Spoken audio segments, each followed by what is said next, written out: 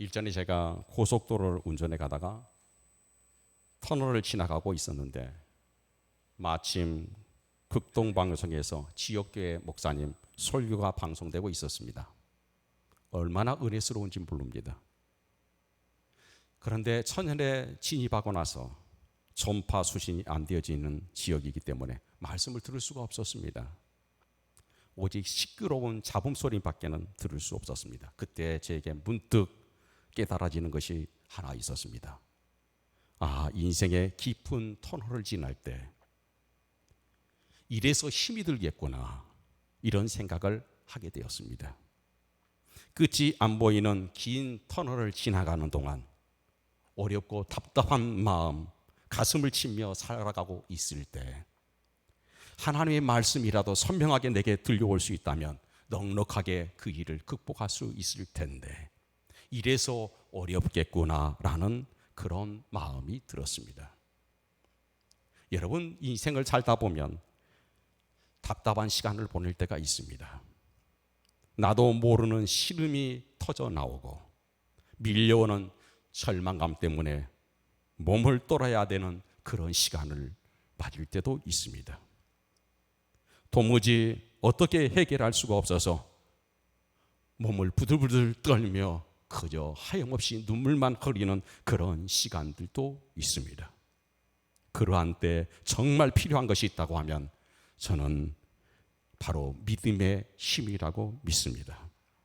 그러나 그렇게 어려운 때일수록 믿음을 갖는다는 것이 쉽지 않다는 것을 저도 알고 있습니다. 여러분, 오늘 본문에 보면 주전 7세기경에 살겠던 하박국 선지자, 개인적인 사정도 문제였지만 힘이 들었지만 지금 국가적인 위기 앞에 서 있습니다. 강기대국 아수르가 일어나 바벨론을 함락시킨다는, 이제는 남왕국 유다를 점령하기 위해 기병대를 출발했다는 소문이 들려왔습니다. 그는 북이스라엘이 어떻게 망해가는지를 보았습니다. 그는 두렵고 무서웠습니다.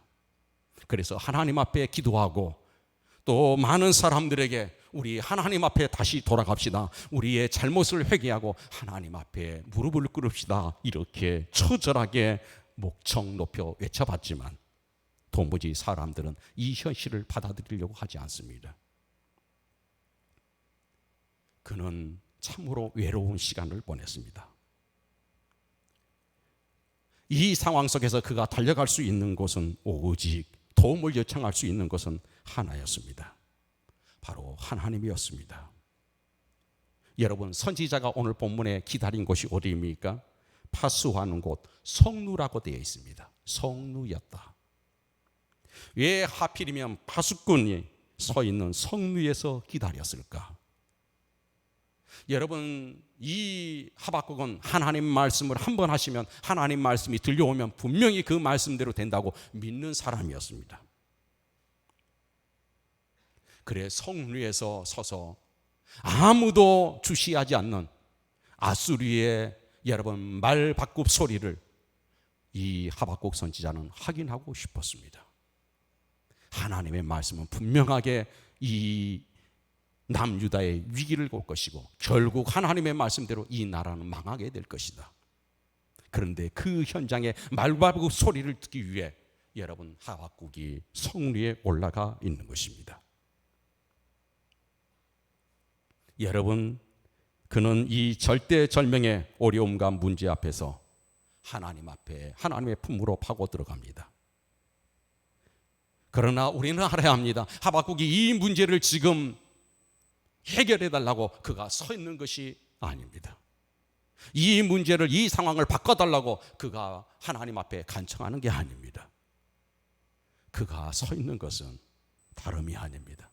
하나님, 그럼 이 하나님의 심판이 임하는 그 계획의 현장에 내가 똑똑하게 그 하나님의 뜻이 이루어지는 것을 내가 목도하기를 원합니다.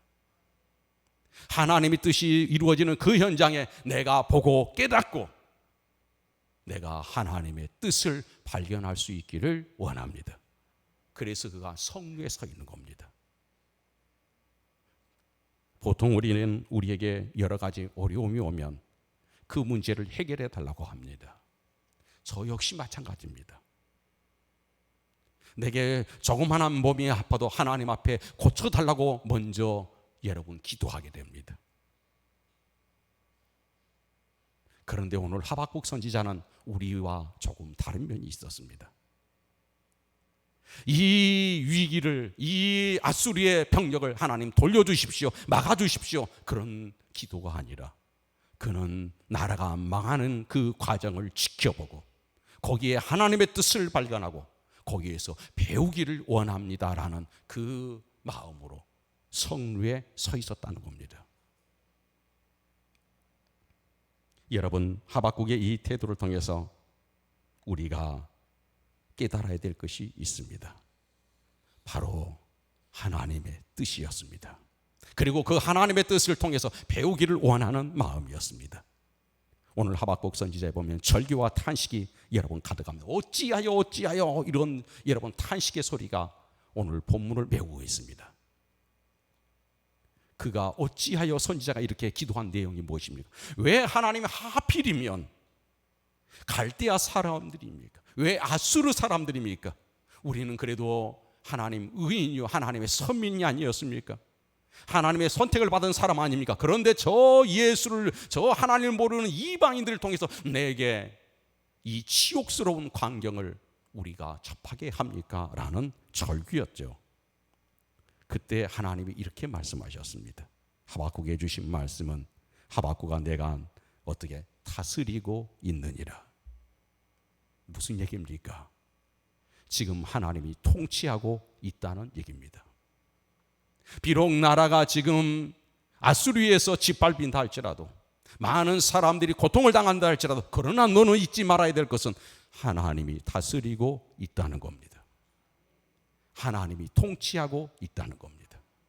하나님의 손이 그곳에서 거둬들인 거 아니고 하나님의 눈빛이 여러분 돌아선 것이 아니란 얘기입니다. 무슨 얘기인가요? 오늘 우리에게도 남유다가 이렇게 위기를 당하는 상황, 우리에게도 개인적인 위기들이 있을 수가 있습니다. 개인적인 아픔을 겪을 때가 있습니다. 시련들이 있을 수 있습니다. 어떠면은 예수 믿지 않는 사람으로부터 커다란 여러분 고난을 당할 때도 있습니다. 그때 우리는 얘기하죠. 하나님, 나는 그래도 예수를 믿는 사람이야. 나는 믿음의 사람이야. 기도한 사람인데 하나님, 저 사람들을 통해서 이렇게 나를 모여가시고 힘들게 하십니까? 왜요? 이렇게 우리도 외칠 수가 있습니다. 그때 하나님은 여전히 우리에게 말씀하실 겁니다. 내가 너를, 그 상황을 통치하고 있다. 내가 지금 다스리고 있다. 그렇습니다. 사랑하는 여러분, 오늘 이 시간 여러분의 인생을 다스리시는 분은 오직 한 분, 하나님이라는 사실을 믿을 수 있기를 바랍니다. 내가 어렵고 내가 고통당하고 내가 아픔이 있고 내게 괴로움이 있고 말할 수 없는 탄식이 있다 할지라도 하나님의 손은 당신과 함께하고 있습니다. 당신을 다스리고 통치하고 있습니다. 당신의 주변의 모든 것들을 다스린다는 이 하나님의 말씀을 여러분이 신뢰할 수 있기를 축복합니다. 전에 제가, 오래전 얘기입니다. 저 안양에서 사역할 때였습니다. 제가 주일학기를 맡고 있었는데 한 젊은 부부가 있었습니다. 이 부부는 제가 보기에도 참 신실한 부부였습니다. 그런데 교회에 오기 전에 아이를 낳았는데 이 아이가 여러분 심장병 환자였습니다. 이 어린아이를 수술대에 올릴 수가 없어서 이 부모들은 미뤘습니다. 초등학교를 가게 됐습니다. 오랫동안 기도하며 이제 수술대에 올라가는 그 아이, 그 시간 목사님과 제가 그 병원에 갔습니다. 기도해주고 수술실 들어갔는데 수술 시간이 12시간이 훨씬 넘었습니다. 목사님은 가셨고 저는 그 부부들과 함께 기도하고 있었습니다. 그런데 그 부부가 한마디도 하지 않습니다. 눈을 하나도 돌리지 않습니다. 쉬시죠. 식사하시죠. 다시 오셔서 됩니다. 꼼짝하지 않습니다. 오직 수수실만 바라보며 하나님 앞에 눈물을 흘리고 두 손 모아서 기도합니다. 여러분, 자녀가 아픈데 어느 부모가 편안할 수 있겠습니까? 그때 저는 느꼈습니다. 엄마는 가슴뿐만 아니라 온몸으로 수실 밖에서 녹아내리는구나. 부모는 자신들의 모든 몸이 그 자녀를 보면서 수술실에서 온전히 녹아내리는구나 라는 느낌을 받을 수가 있었습니다. 지금 하나님은 그분의 귀한 자녀를 수술실로 보내고 있습니다. 찢어질 듯한 아픔과 고통 속에서도 하나님은 우리를 고치시기 위해 여러분과 저를 수술실로 보내고 있습니다. 수술실로 우리를 보내는 이유는 오직 한 가지입니다. 나를 치료하기 위해서입니다.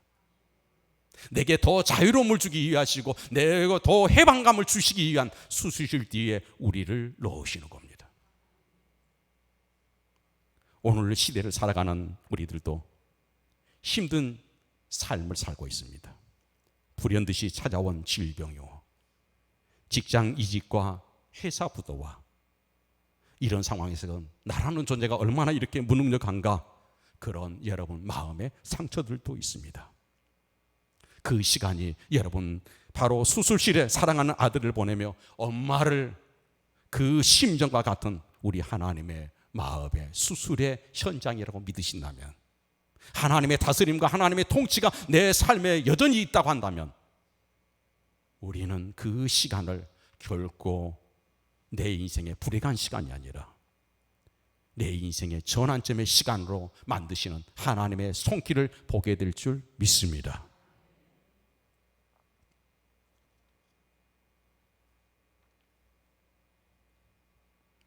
저는 믿습니다. 때가 되면 하나님 말할 수 없는 은혜로 우리가 회복될 것이고, 우리의 삶은 분명히 이전보다 훨씬 더 영광스러우요 풍성한 삶이요 또 자유로운 삶이 되어질 줄 믿습니다. 사랑하는 여러분, 오늘 본문에 보니까 하박국의 큰 글씨로 판에 새겨서 그때가 온다, 달려가면서도 읽을 수 있는 묵시의 말씀을 주셨습니다. 그때가 온다, 그때가 온다, 이걸 사람들이 달려가면서 볼 수 있는 큰 글씨를 읽고 너는 서 있으라는 겁니다. 무슨 말입니까? 기다림입니다. 기다림이요, 인내.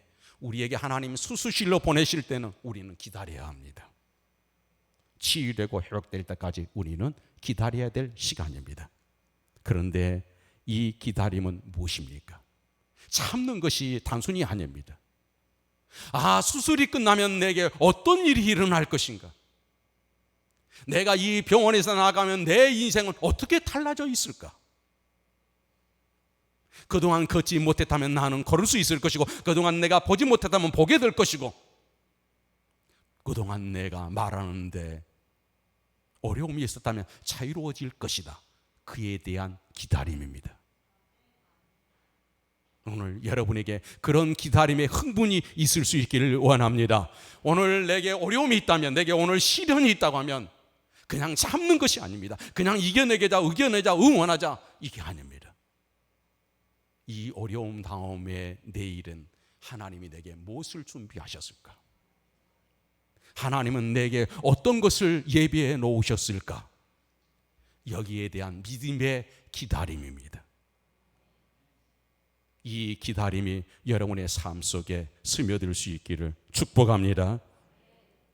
지금으로부터 2500년 전 유대인들은 이스라엘에서 포로 생활에서 회복되는 일과 그리스도가 오신 일이 거의 동시에 일어날 거라고 믿었습니다. 그러나 실제로는 그 차이가 몇 년입니까? 400년 차이였습니다. 나라는 회복되었지만 예수 그리스도가 올 때까지 400년의 시간이 필요했습니다. 400년을 기다리게 하셨습니다. 여러분, 교향곡을 들어보시면 한 주제에서 다른 주제로 이렇게 넘어갈 때 침묵하는 시간이 있습니다. 이 침묵하는 시간이 무엇인가요? 이전의 그 감정은 다 정리하고 새로운 것에 대한 기대하는 마음을 준비하는 시간입니다. 무슨 얘기인가요? 오늘 이 시간에 내게 어려움과 시련이 있다고 하면 우리는 과거의 모든 것을 정리하는 시간입니다. 그 침묵은 내 모든 것을 정리하고 새로운 것에 대한 기대하는 마음으로 충만해지는 시간입니다. 그게 우리가 기다리는 시간이고, 그게 오늘 내가 고난받는 그 시간이고, 내가 오늘 우리에게 있는 시련의 그 시간이 바로 이런 기대와 과거의 모든 것을 정리하는 시간인 것입니다. 오늘 우리 주변에도 문제가 있고 우리 자신에게도 많은 문제가 있습니다. 남을 도울 수 없을 정도의 그런 해결에 할 수 있는 능력조차도 없습니다. 그러나 우리는 알고 있습니다. 하나님이 내게 오늘 이 시간 회복하고 나를 치유하고 고치시고 내 생각을 바꾸시고 내일에 하나님이 행하신 일들을 보고 환호하고 탄성으로 하나님 앞에 영광 돌릴 수 있는 그 일을 준비하고 계시다는 믿음을 저는 갖습니다. 우리 열림교회 모든 분들에게 이러한 믿음이 있을 수 있기를 축복합니다. 여러분, 나이팅게일이라는 새가 있습니다. 그런데 이 새는 보통 사람들에게 밤에만 노래하는, 밤에만 여러분 노래하는 그런 새로 이렇게 알려졌습니다. 그런데 사실은 그것이 아니라고 합니다. 이 새는 밤낮으로 이렇게 노래하는 새입니다. 일반적인 새와 다를 바가 없습니다. 그런데 이 새는 모든 새들이 어둠에 잠자고 있을 때 이 새는 밤에 아름다운 여러분 노래를 합니다. 모든 사람들이 잠잠할 때 모든 새가 홀로 청하게 노래를 부릅니다. 그래서 이 새는 많은 사람들에게 밤에 우는 새, 밤에 노래하는 새, 아름다운 새로 그렇게 알려져 있습니다. 사랑하는 여러분, 어두운 시간에 오늘 이 새처럼 하나님과 여러분이 갖는 그 시간이 있다고 하면 그것은 어쩌면은 하나님이 우리에게 주시는 고통의 시간일지도 모릅니다.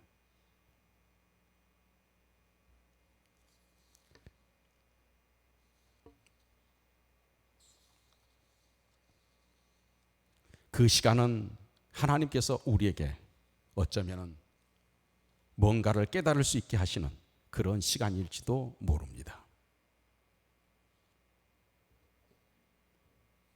여러분, 한센병 환자들을 아실 겁니다. 한센병 환자들에게는 왜 한센병이 되었는가? 고통을 몰랐기 때문이라고 합니다. 그들에게는 고통이 뭔지를 모릅니다. 그래서 어떤 의학 박사가 이렇게 얘기를 했더라고요. 고통은 우리에게 선물이다. 고통은 나에게 선물과 같은 것이다. 미리 예방하게 되고 미리 병원 가게 되고 감지하게 되는 것이다. 그런데 한센병 환자들은 고통을 모른대요. 오늘 여러분과 저에게 주시는 삶의 고통이 있다고 하면 분명히 하나님은 여러분에게 저에게 선물을 주시는 시간인 줄 믿습니다. 거기에서 하나님의 놀라운 은혜를 입을 수 있는 하나님의 손길을 기다리는 시간입니다. 20세기 유명한 신학자인 칼 바르트가 이런 말을 했습니다. 이 시대와 그리고 이 시대를 살아가는 하나님의 사람들을 향해 이런 표현을 했는데, 만일 우리가 세상의 흐름이 최저점에 달하는 것, 세상의 허영이 명백히 드러나는 것, 세상의 신음소리가 가장 비통하게 들리는 것, 익명의 신이 가장 침투하기 어려운 것에 우리의 눈을 고정한다면 분명히 거기에 예수 그리스도를 보게 될 것이다 라고 얘기했어요. 그렇습니다. 오늘 우리에게 일어나는 모든 고통 가운데 여러분의 눈이 예수께로 향할 수 있기를 바랍니다. 히브리서에 보면 히브리서 10장 오늘 본문과 비슷한 38절로 39절에 보면 나의 의인은 믿음으로 말미암아 살리라. 또한 뒤로 물러가면 내 마음이 그를 기뻐하지 아니하려 하셨으니 우리는 뒤로 물러가 멸망할 자가 아니요 오직 영혼을 구원함에 이르는 믿음을 가진 자니라. 성경 이렇게 말합니다. 오직 의인은 믿음으로 말미암아 살리라. 믿음이 무엇입니까? 믿음은 아주 단순합니다. 하나님은 살아계시고 하나님은 내 삶 속에 개입자시다. 분명히 하나님의 손길은 나에게 있고 하나님은 그 나의 삶 속에 내 앞길에 하나님은 예비된 손길을 펴실 것이다 라는 기대입니다. 그런데 히브리서의 성경을 보면 구체적으로 적용하지 이렇게 뒤로 물러가서 멸망에 빠지는 것이 무엇이냐? 하나님을 바라보기를 포기하고 자포자기하면서 사는 것입니다. 즉 신앙의 침체 속에 빠져들어가는 거예요. 영적 침체가 무엇입니까? 믿음을 사용하지 않는 겁니다. 자기 속에 일어나는 분노, 감정이나 낙심하는 마음으로 될 대로 되라고 포기해버리는 것입니다. 여러분, 믿음이 없어도 고난은 있지만 믿음이 아니면 고난을 결코 극복할 수가 없습니다. 오늘의 말씀을 통해 하나님은 모든 문제의 답을 한마디로 해역해 주셨습니다. 그것이 무엇인가요? 의인은 믿음으로 말미암아 살리라. 여러분과 제가 이길 수 있는, 이 세상을 극복해 갈 수 있는 그 힘은 어디인가? 바지 의인은 믿음으로 말미암아 살리라. 그 살리라는 말씀 속에 여러분 오늘 이 시간 여러분의 눈과 제 눈과 여러분의 가슴과 제 가슴이 우리 하나님께로 향할 수 있기를 축복합니다. 자신의 실패에서 눈을 떼지 못하는 사람은 믿음의 사람이 아닙니다. 여러분 설사 내게 어떠한 고통이 있다 해도 그곳에서 여러분 내가 자유로울 수 없다면 우리는 믿음의 사람이 되지 못합니다. 내게 아직도 시련이 있고 내게 아직도 질병이 있고 내게 고통이 있고 상처가 있다 할지라도 그래도 우리는 주님을 봅니다. 이게 믿음의 사람입니다. 세상이 다 뒤로 하나님을 향해서 돌아서 간다 할지라도 애로운 그 길에 나는 하나님을 위해서 달려가리라고 하는 믿음을 가진 사람은 주저하지 않고 돌아서지 않습니다. 더 꿋꿋하게 주님을 향해 달려갑니다. 그것이 바로 믿음의 사람의 모습입니다.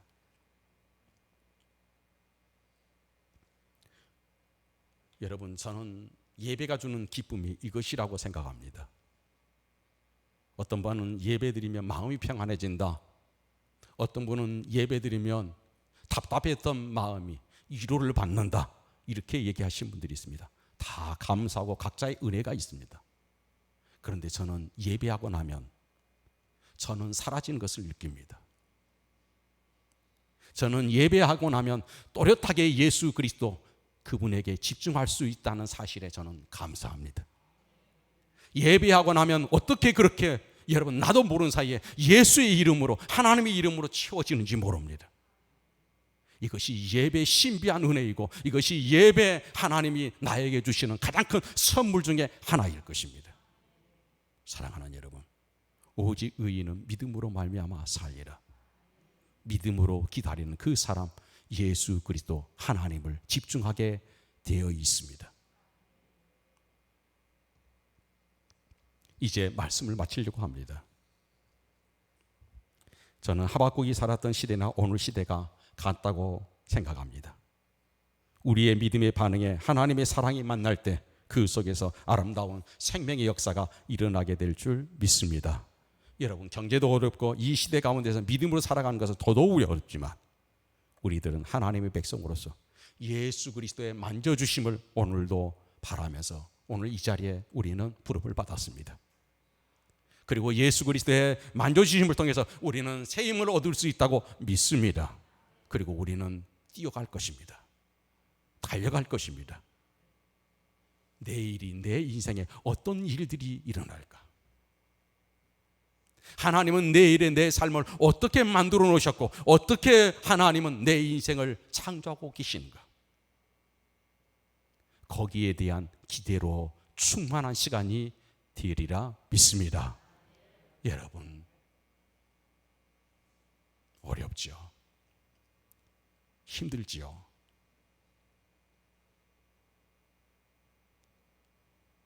그러나 꼭 잊지 마십시오. 하나님은 당신을 다스리고 있습니다.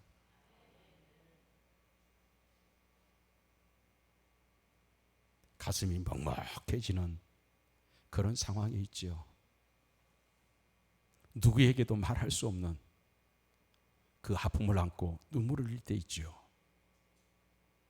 그러나 잊지 마세요.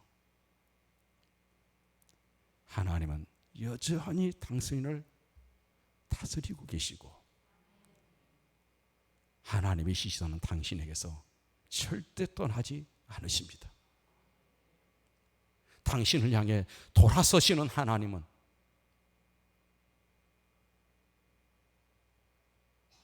영원히 없습니다. 항상 하나님은 당신을 보고 계십니다. 지금의 이 시련 시간, 어려운 시간이 있다면 여러분 내일에 대한 기대의 믿음을 가지고 살아가다 보면 분명히 그 날을 주님이 여러분과 저에게 주실 겁니다. 하나님은 1분 1초라도 우리에게 불의한 시간을 허락하지 않습니다. 우리에게 늘 선한 것으로 오시는 하나님이십니다. 그 하나님의 은혜를 오늘 믿음을 감고 돌아가시는 우리 귀한 예배자들이 다 되기를 주의 이름으로 축복합니다. 기도하겠습니다. 하나님 아버지 감사합니다. 오늘도 저희를 사랑하여 주시고 인도해 주신 것 감사합니다. 하나님, 하박국 선지자가 성 위에 올라가서 철저하게 망가지고 무너질 이스라엘을 향한 아수르의 침공해 오는 것을 직접 보면서 하나님의 뜻을 발견하고자 했던 것처럼 오늘 이 시대에 우리가 하나님 아버지 아프고 고통스럽고 상처를 받고 여러 가지 시련이 있지만 하나님의 뜻을 내가 끝까지 하나님 발견하기를 원합니다. 이 마음을 가지고 견뎌내게 하셔서 이곳에서 우리는 믿음으로 말미암아 의인은 믿음으로 말미암아 산다는 이 확신이 흔들림이 없으므로 하나님의 내일에 대한 행하시는 기대의 응답을 없는 귀한 걸음들이 되게 하여 주소서. 주여 오늘 이 시간 하늘의 문을 여시고 오늘 이 예배자들을 축복해 주시옵소서. 만나 주시옵소서. 감사합니다. 예수님의 이름으로 간절히 기도 올려나이다. 아멘. 우리 자리에서 일어나시겠습니다.